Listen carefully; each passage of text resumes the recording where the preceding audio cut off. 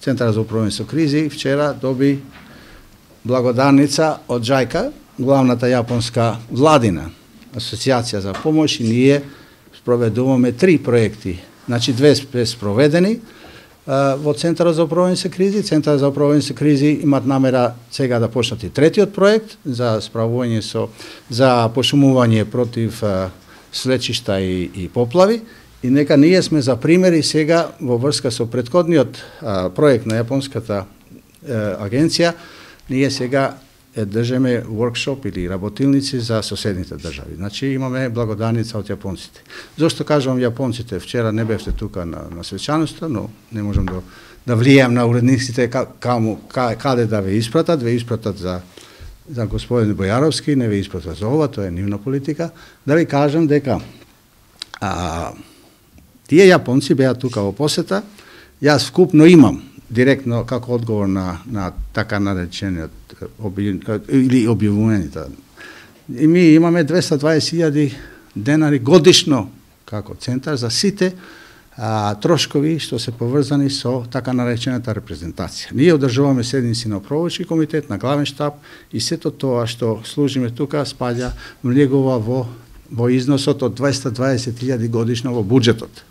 Значи, ако јас сум обвинет дека сум потрошил 40.000 за еден ден, тоа значи дека имам 6 члена делегација од јапонците и ги почастив затоа што од нив имаме 3 проекти и 6 членови од Центарот за управление со кризи, и не беа 6 пати, него еден пат, но тоа беше евидентирано, затоа што со картица така се евидентира, како да е платено по 6 пати, зашто ограниченоста е 6.000 плаќање по картица. Значи, да бидеме многу јасни, еднаш сум потрошил толку за 6 члена јапонска делегација, заедно со 6 од Центарот за управление со кризи, и тоа мислим директен одговор. Второ, господинот се повикала на синдикатот. Тука имам представници на синдикатот, кои може директно да сведочат тука се присутни. Значи, дека никогаш, од кога сум јас директор, тука немало состанок на синдикатот или на подружницата ЦУК. Значи, човекот зборува, се повикува на тоа дека води синдикат, а никогаш синдикатот не имал тука состанок. Тоа е втората точка, што сакам да ја потенцирам.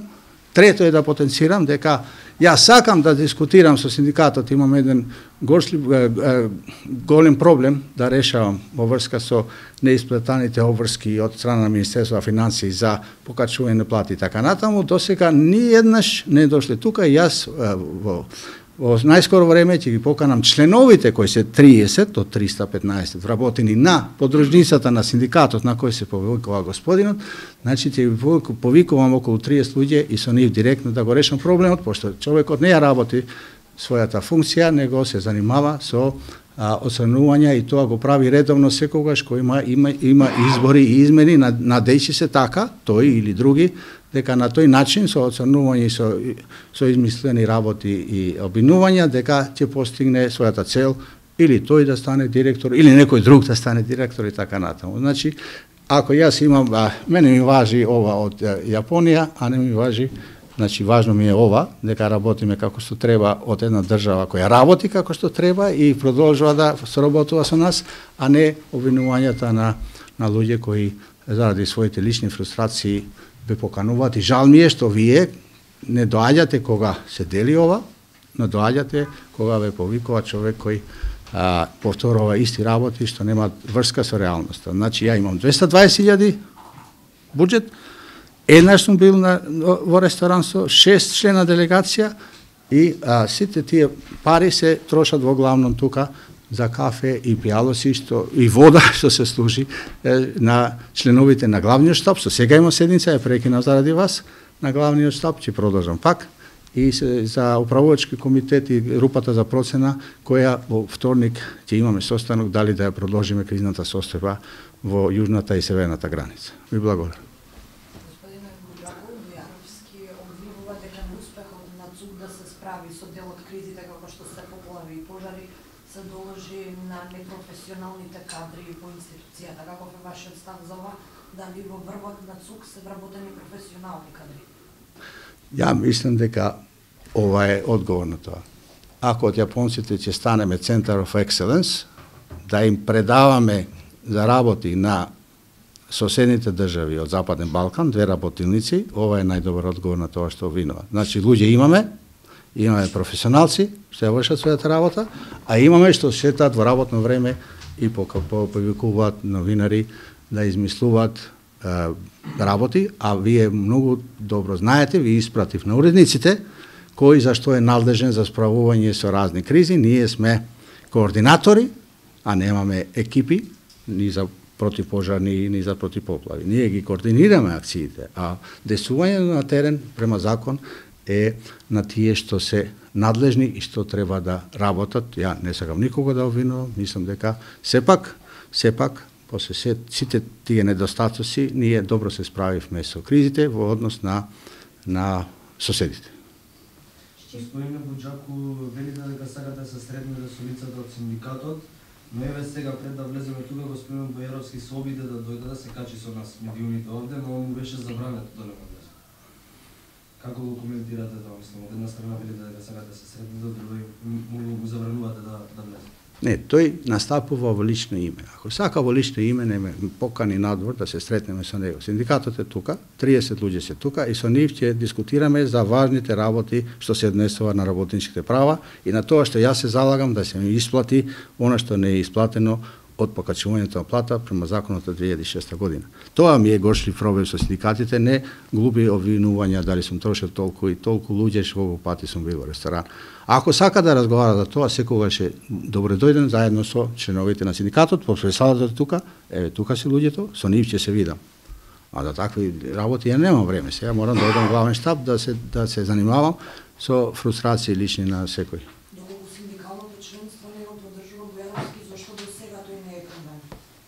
Тоа е прашање кога ја не се мешам во нивната политика. Ние сме дел, овој синдикат од 30 луѓе од 308 сега вработени, ние дел на синдикатот на Министерство за одбрана. Сега во овие турбуленции менување на работите, не знам, ја не можам ни да коментирам, ниту да предицирам, ниту да укажам. Значи, тоа е прашање за нив. Во овие работи кои се менуваат, интереси разни има и така натаму, ја не сакам да не влегувам, но тој не представува дали ни тие 30 што се тука, затоа што никогаш не ги свикал во состан.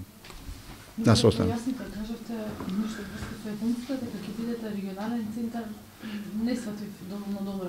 Кажавте некаков центар, кој сочивте, меѓутоа не може да објасните. Не, тоа беше апропо за она што го повторува цело време, сум трошил 40.000. Не, апропо беше дека ова сакав да кажам, дека ние вчера беше национален ден на Јапонија, амбасадорката, добивме благодарница. Значи, ние сме спровеле 2 големи проекти со јапонците, добивме трет проект за пошумување против како превенција, екопошумување од поплави, значи и од свлечишта, и тие се многу задоволни и од сите тие што аплициране нас повторно на центарот ја дадоа овој проект. Ние сме координатор во ниво на државата. Во проектот се вклучени и Македонски шуми и Министерство за земјоделство и шумарство. Значи ние сме координатори. Да сме такви како што вика, да немаме кадри тука и способни луѓе, не би го добили тоа. Значи сме го добили затоа што сме го заслужили. А што значи Center of Excellence?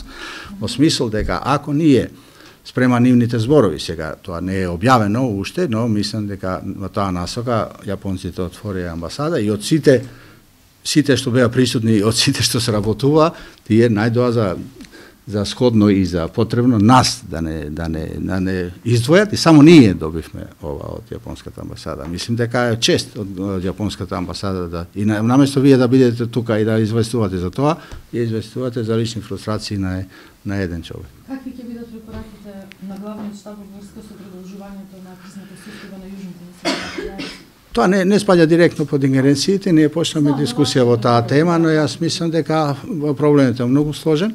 Во ова ниво што се застапени луѓето тука на земање на одлуки, јас мислам дека сепак нема тука да се донесе некоја препорака генерална или групата за процена, сум ја свикал за среда.